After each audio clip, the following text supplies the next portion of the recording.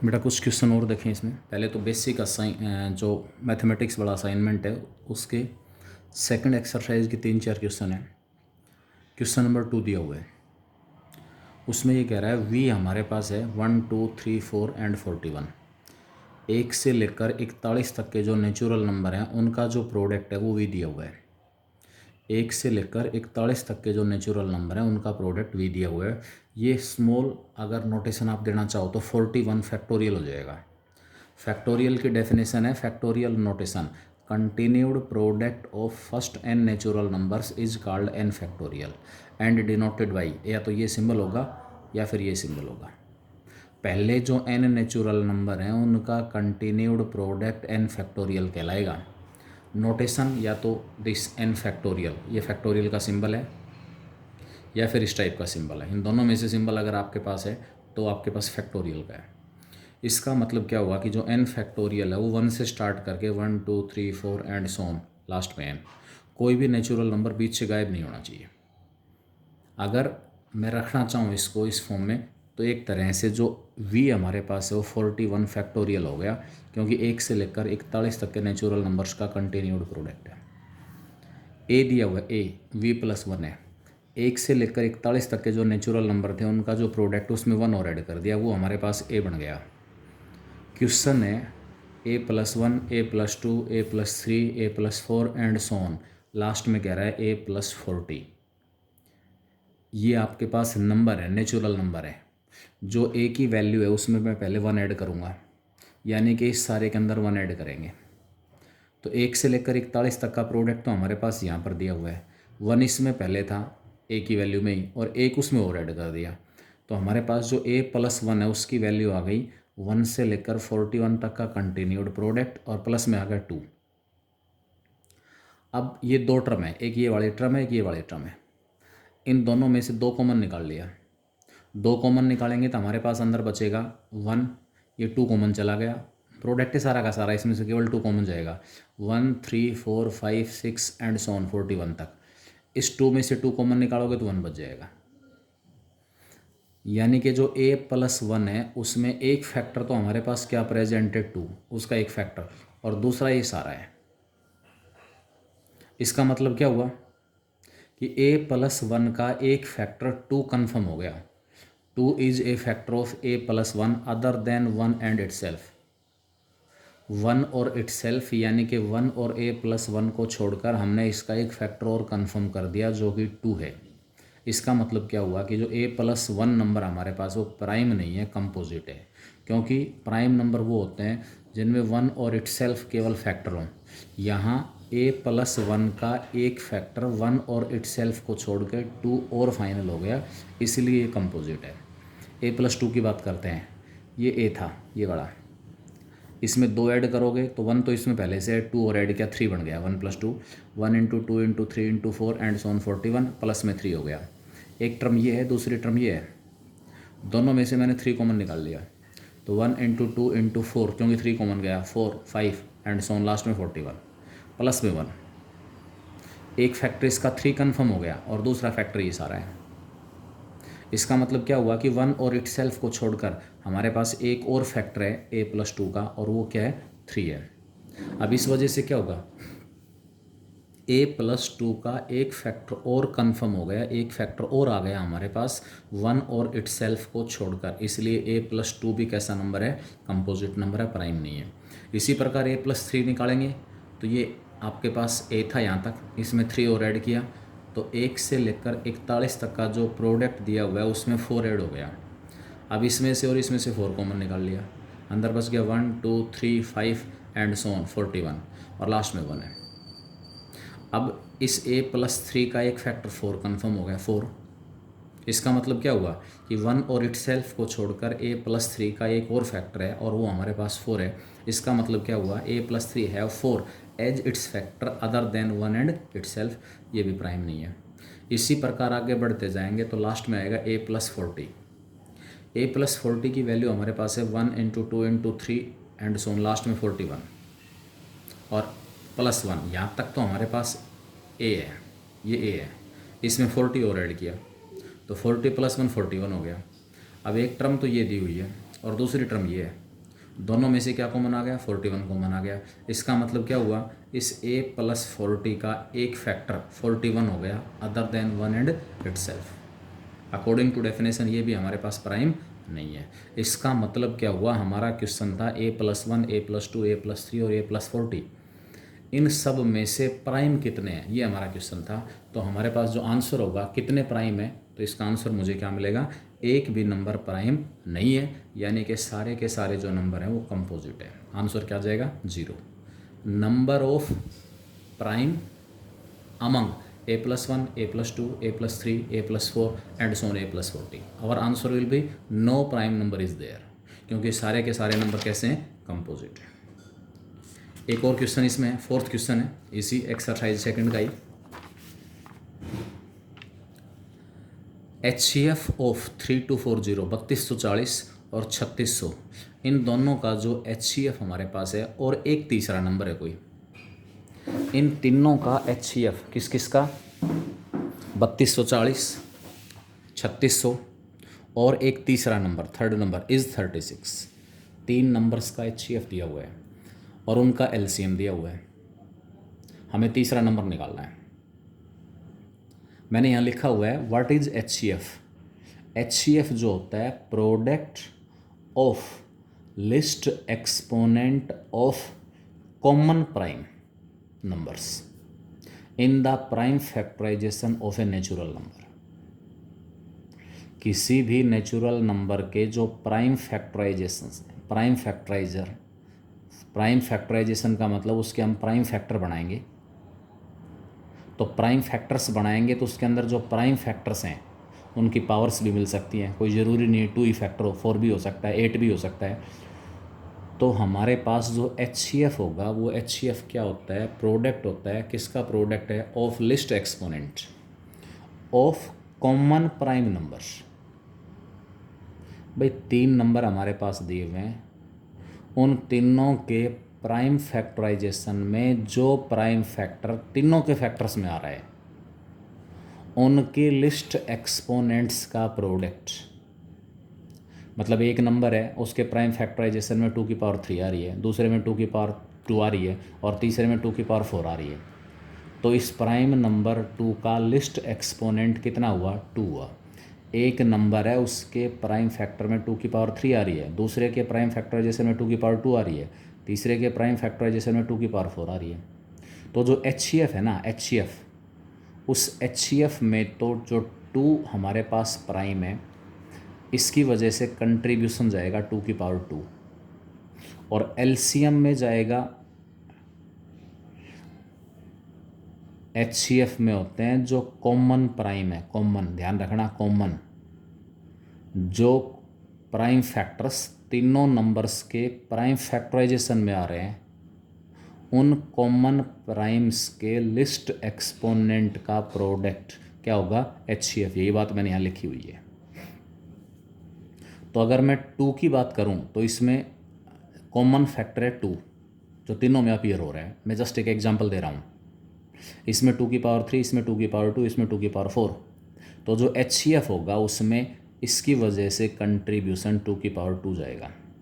केवल 2⁻2 HCF नहीं होगा, और भी फैक्टर्स इसमें होंगे, लेकिन मैं बात कर रहा हूँ कि प्राइम फैक्टराइजेशन में अगर 2 फैक्टर अपीयर हो रहा है तीनों नंबर्स के फैक्टर्स में, तो जो 2 की मिनिमम पावर है वो जाएगी किसमें, HCF में। और LCM में क्या होगा, LCM में होगा चाहे वो प्राइम फैक्टराइजेशन में जो प्राइम है वो कॉमन हो या ना हो, किसी भी नेचुरल नंबर के प्राइम फैक्टराइजेशन में जो प्राइम नंबर अपीयर हो रहे हैं उनकी जो हाईएस्ट पावर है उनका प्रोडक्ट क्या होगा, LCM। आपने निकाला है 7th 8th 9th में LCM HCF, ये सारा का सारा वही है। अब नंबर दिया हुआ 3240, मैंने इसके प्राइम फैक्टर बनाए 2⁻3, 3⁻4 और 5, अकेला 5। 3600 के प्राइम फैक्टर आए 6, 6, 10, 10, 2 यहाँ से, 2 यहाँ से, 2 यहाँ से और 2 यहाँ से, 2⁻4 हो गई, 3 यहाँ पर है, यहाँ पर है, 3⁻2 हो गई, एक 5 यहाँ, एक 5 यहाँ, 5⁻2। ये प्राइम फैक्टर हैं 3600 के। Prime factorisation of third number contains 2⁻2 और 3⁻2। क्यों, क्योंकि जो HCF है ना वो 36 दिया हुआ है। HCF कितना दिया हुआ है 36। 36 का मतलब 2 की पावर भी 2 और 3 की पावर भी 2। क्योंकि HCF में 2 की पावर 2 आ रहा है, 3 की पावर 2 आ रहा है, इसलिए जो तीसरा नंबर है, third number, prime factorisation of third number contains 2 raise to power 2 into में 3 रेज टू पावर 2, क्योंकि कॉमन तो तभी बनेगा, ये मिलेगा 2 या 3 की और ज़्यादा पावर्स भी हो सकती हैं। अब होंगी या नहीं होंगी वो फिर LCM की हेल्प लेनी पड़ेगी। मैं आपसे ये पूछ रहा हूँ कि क्या तीसरे नंबर के प्राइम फैक्टराइजेशन में 2 की पावर 2 से ज़्यादा मिल सकती है? क्या 2 की पावर 3 इस तीसरे नंबर के प्राइम फैक्टराइजेशन में आ सकता है? 2 की पावर 3 नहीं आएगा। क्यों नहीं आएगा? क्योंकि पहला जो नंबर है उसके प्राइम फैक्टराइजेशन में 2 की पावर 3 आ रही है, दूसरे नंबर के प्राइम फैक्टराइजेशन में 2 की पावर 4 आ रही है, और तीसरे नंबर के प्राइम फैक्टराइजेशन में अगर 2 की पावर 3 आती तो जो हमारे पास प्राइम 2 है, जो कि तीनों के फैक्टराइजेशन में ये कॉमन है 2, तो इसकी लिस्ट एक्सपोनेंट 3 आ जाती, यानी कि HCF के अंदर जो 2 की पावर्स का कंट्रीब्यूशन और 2 की बजाय कितना हो जाता? 3 हो जाता। लेकिन ऐसा नहीं है, क्योंकि HCF हमें 36 दिया हुआ है, इसलिए prime factorisation of third number will not contain 2 raise to power 3, नहीं होगा ये। 3 की पावर्स का हिसाब लगेगा किससे? LCM से। थर्ड जो नंबर हमारे पास है विल कंटेन, थर्ड नंबर हमारे पास क्या होगा? विल कंटेन, किसको कंटेन करेगा? 2 की पावर 2 और 3 की पावर 2, ये दोनों मिलेंगे उसमें। Third number, this factor will present in third number. 2 की पावर 2 से ज़्यादा नहीं हो सकती, मैंने एक्सप्लेन कर दिया।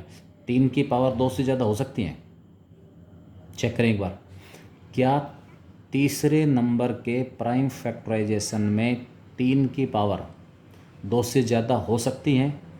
पहले नंबर के प्राइम फैक्टराइजेशन में 3 की पावर 4 आ रही है, दूसरे नंबर के प्राइम फैक्टराइजेशन में 3 की पावर 2 आ रही है, तो तीसरे नंबर के प्राइम फैक्टराइजेशन में 3 की जो पावर है वो मोर देन 3 आर पॉसिबल। 3 की जो पावर्स हैं मोर देन 3 आर पॉसिबल, 3 से ज़्यादा संभव है पावर्स। क्यों? क्योंकि हमें तो जो 3 की पावर्स है ना, उनमें जो सबसे कम पावर है वो लेनी है HCF में। तो सबसे कम तो ऑलरेडी 2 हमारे पास है ही, तो HCF के अंदर तो 3 की पावर 2 से ज़्यादा हो ही नहीं सकता, और 3 की पावर 2 यहाँ पर प्रेजेंट है, यहाँ प्रेजेंट है। चलो अब LCM की बात करते हैं। LCM हमारे पास 2 raise to power 4, 3 raise to power 5, 5 raise to power 2 और 7 रेज टू पावर 2, ये LCM दिया हुआ है। अब LCM के अंदर मैंने बताया था, LCM के अंदर कि LCM होता है किसी भी नंबर के प्राइम फैक्टराइजेशन में जो प्राइम प्रेजेंट हैं वो चाहे सभी के फैक्टराइजेशन में हो या ना हो, यानी कि वो जो प्राइम फैक्टर्स हैं वो कॉमन हो या ना हो। अगर कोई प्राइम नंबर किसी एक नंबर के प्राइम फैक्टराइजेशन में आ रहा है तो उसकी जो मैक्सिमम पावर है वो आपको LCM में मिलेगी। तो थर्ड जो नंबर हमारे पास है, third number will contain 3 raise to power 5। क्यों? क्योंकि LCM में 3 की पावर 5 आई हुई है, इसलिए भाई यहाँ पर तो 3 की पावर 4 है, यहाँ 3 की पावर 2 है, लेकिन LCM में 3 की पावर 5 आई हुई है। इसका मतलब तीसरा जो नंबर है उसमें 3 की मैक्सिमम पावर है, और वो कितनी है? 5 है। Third number will contain no powers of 5। तीसरे नंबर में 5 की कोई पावर नहीं होगी। क्यों नहीं होगी?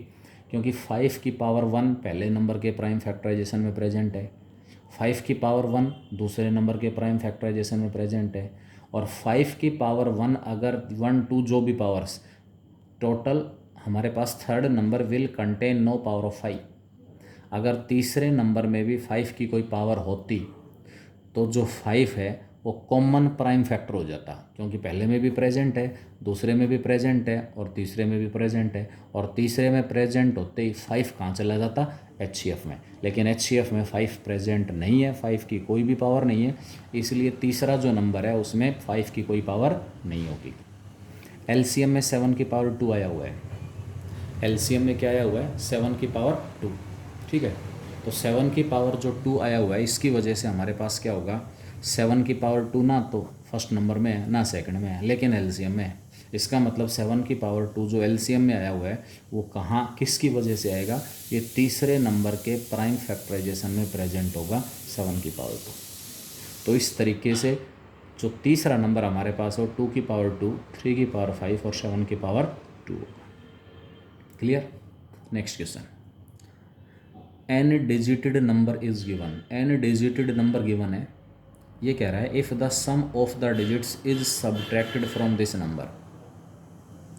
If the sum of the digits is subtracted from this number, इस नंबर में से अगर हम डिजिट्स का सम माइनस करते हैं, resulting number will be divisible by. जो रिजल्टिंग नंबर है वो किससे डिविजिबल होगा, ये हमारा क्वेश्चन है।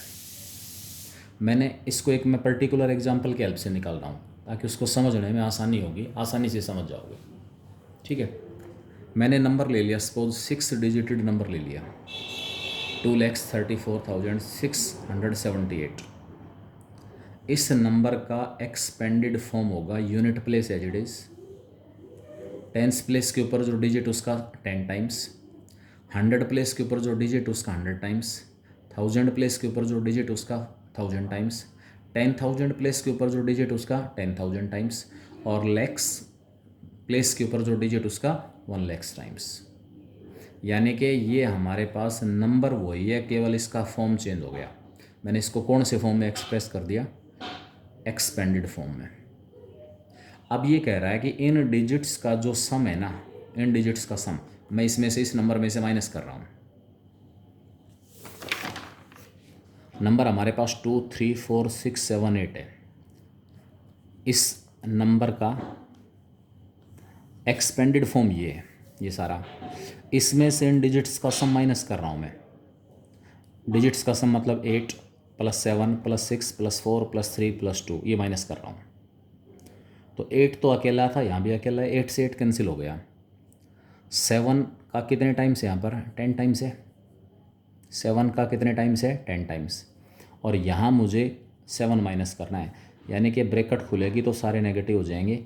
इस 7 को मैं इसके साथ एडजस्ट करूँगा, 6 को मैं इसके साथ एडजस्ट करूँगा, 4 को इसके साथ एडजस्ट करूँगा, 3 को इसके साथ, और 2 को इसके साथ। क्या फ़र्क पड़ेगा, 10 टाइम्स ऑफ 7 जो था उसमें से 7 का 1 टाइम्स माइनस हो गया। 100 टाइम्स था 6 का, उसमें से 6 का 1 टाइम्स माइनस हो गया। 1000 टाइम्स था 4 का, उसमें से 4 का 1 टाइम्स माइनस हो गया। 10,000 टाइम्स था 3 का, उसमें से 3 का 1 टाइम्स माइनस हो गया। 1 लाख टाइम्स था 2 का, उसमें से 2 का 1 टाइम्स माइनस हो गया। तो यहाँ 7 का 9 टाइम्स बच गया। 10 टाइम्स ऑफ 7 में से 1 टाइम ऑफ 7 माइनस किया तो 9 times of 7, 99 times of 6, 999 times of 4, 9,990 times of 3, 99,999 times of 2। वो हमारे पास नंबर ही चला रहा है। उस नंबर में से हम क्या कर रहे हैं कि जब डिजिट्स का सम नंबर में से माइनस कर रहा हूँ तो ये हमारे पास नंबर की बजाय डिफरेंस है। क्या है ये, डिफरेंस। नंबर ये था, नंबर में से डिजिट्स का सम माइनस किया तो हमारे पास ये सिचुएशन आ गई। ये भी 9 का मल्टीपल है, ये भी 9 का मल्टीपल है, ये भी 9 का मल्टीपल है। 9, 99, 999, 9,999, 99,999, सब में से 9 कॉमन निकाल लिया। सब में से 9 कॉमन निकलते ही 9 एक फैक्टर आ गया, ये दूसरा फैक्टर है। इसका मतलब 9 एक फैक्टर होने की वजह से ये किससे डिविजिबल है, 9 से डिविजिबल है, which is divisible by 9। Clear, ये हमारा क्वेश्चन था। उसके बाद नेक्स्ट क्वेश्चन है, if x is a positive integer. x हमारे पास पॉजिटिव इंटीजर है।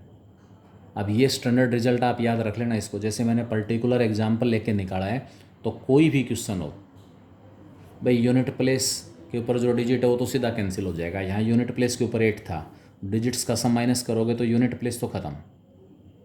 टेंस प्लेस के ऊपर जो डिजिट है उसके 10 टाइम्स में से उसका 1 टाइम्स माइनस करोगे तो 9 टाइम्स बच जाएगा। 100 प्लेस के ऊपर जो डिजिट है उसके 100 टाइम्स में से 1 टाइम्स माइनस करोगे तो 99 टाइम्स बच गया। 1000 प्लेस के ऊपर जो डिजिट उसका 999 टाइम, क्योंकि 1 टाइम माइनस हो जाएगा। 10,000 प्लेस के ऊपर जो डिजिट उसका 9,999 टाइम, क्योंकि 1 टाइम माइनस हो गया, एंड सो ऑन। तो ये स्टैंडर्ड रिजल्ट है, जर्नल रिजल्ट है। कोई भी n डिजिटेड नंबर दिया हुआ है, कोई भी n डिजिटेड नंबर दिया हुआ है, अगर उस नंबर में से डिजिट्स का सम माइनस करोगे तो जो डिफरेंस आएगा that will always divisible by 9, sure and certain. मैंने एक एग्जांपल की हेल्प से निकाला है, आप 2-3 और एग्जांपल लेके निकाल के देख सकते हो इसको। सभी केसेस में ये 9 से डिविजिबल मिलेगा। नेक्स्ट क्वेश्चन है, if x is a positive integer, x एक पॉजिटिव इंटीजर है। कैसा पॉजिटिव इंटीजर है कि 2x + 12 is divisible by x। 2x + 12 x से डिविजिबल है, x एक नेचुरल नंबर है, तो हमसे ये पूछ रहा है number of possible values of x की कितनी पॉसिबल वैल्यूज़ हो सकती हैं, देखते हैं इसमें। अब आप ये बताओ 2x + 12 x से डिविजिबल होने का मतलब क्या हुआ कि 2x भी x से डिविजिबल और 12 भी x से डिविजिबल। भाई 12 + 8 इज़ डिविजिबल बाई 4, इसका मतलब क्या हुआ, 12 भी 4 से डिविजिबल और 8 भी 4 से डिविजिबल। अगर इन दोनों में से कोई एक 4 से डिविजिबल नहीं है तो सम 4 से डिविजिबल नहीं मिलेगा। तो इन दोनों का सम x से डिविजिबल होने का मतलब क्या हुआ, 2x भी x से डिविजिबल और 12 भी x से डिविजिबल। तो मैंने लिखा यहाँ पर ये 2x is divisible by x, no doubt, कोई प्रॉब्लम नहीं है। हर हालत में किसी भी नेचुरल नंबर का ट्वाइस उस नेचुरल नंबर से डिविजिबल होगा। For 2x + 12 to be divisible by x, it is necessary that 12 must be divisible by x. 2x + 12 x से डिविजिबल होने के लिए 12 का x से डिविजिबल होना ज़रूरी है। अब 12 का x से डिविजिबल होने का मतलब यहाँ पर x ऐसी कौन कौन सी पॉसिबल वैल्यूज़ ले सकता है जो 12 को डिवाइड करेंगे, क्योंकि 12 x से डिविजिबल है। Possible values of x, those natural numbers which will divide 12। तो 12 को डिवाइड करने वाले नेचुरल नंबर 1 है, 2 है, 3 है, 4 है, 6 है और 12 है। इसलिए x की जो पॉसिबल वैल्यूज़ हैं, number of possible values of x equal to कितना आ गया, 6। और यही हमारा क्वेश्चन था इसके अंदर कि how many possible values of x are there. तो x की जो पॉसिबल वैल्यूज़ हैं उनकी संख्या मुझे कितनी मिलेगी, 6 मिलेगी। तो ये मेरे पास किसी बच्चे ने डाउट भेजे थे, एक्चुअल में वास्तव में मुश्किल क्वेश्चन थे, इसलिए मैंने कलेक्टिवली इनको डिस्कस करके और वीडियो के रूप में भेजा है। बाकी जो इंडिविजुअल एक आध बच्चा भेज रहा है, मुझे लग रहा है कि सभी के लिए मुश्किल नहीं है क्वेश्चन, तो वो मैं सोल्व करके इंडिविजुअल बच्चे के पास भेज रहा हूँ। और जहाँ मेरे को लग रहा है कि भाई हर बच्चे को प्रॉब्लम आ सकती है, तो वो मैं इसी प्रकार वीडियो लेक्चर के थ्रू उनको डिस्कस करते हुए उनका सॉल्यूशन आप लोगों के पास भेज रहा हूँ। लेकिन बार बार रिक्वेस्ट है कि पीछे वाली चीज़ों को बार बार रिवाइज ज़रूर करते रहें। ऐसा ना हो कि आज मेरे पास कोई भी होमवर्क नहीं है, आज मुझे कुछ नहीं करना, आज मैं फ्री हूँ। नहीं, किसी कारणवश अगर मान लो आपके पास होमवर्क नहीं पहुँचा, किसी कारणवश प्रॉब्लम हो सकती है, तो उस दिन आप अपने पीछे का कोई टॉपिक उठाओ, उसके क्वेश्चन निकालो। Practice makes a man perfect. आप बार बार चीज़ों को रिवाइज करोगे तभी वो चीज़ें याद रहेंगी। एक बार निकाल के छोड़ दिया तो एक स्टेज ऐसी आएगी 5 दिन, 7 दिन, 10 दिन, 20 दिन के बाद वो चीज़ें दिमाग से, माइंड से स्लिप हो जाएंगी वो कॉन्सेप्ट। तो उनको परमानेंट याद रखना है, तो उसका समाधान केवल और केवल यही है, उन चीज़ों को बार बार रिवाइज किया जाए। Alright, thank you very much.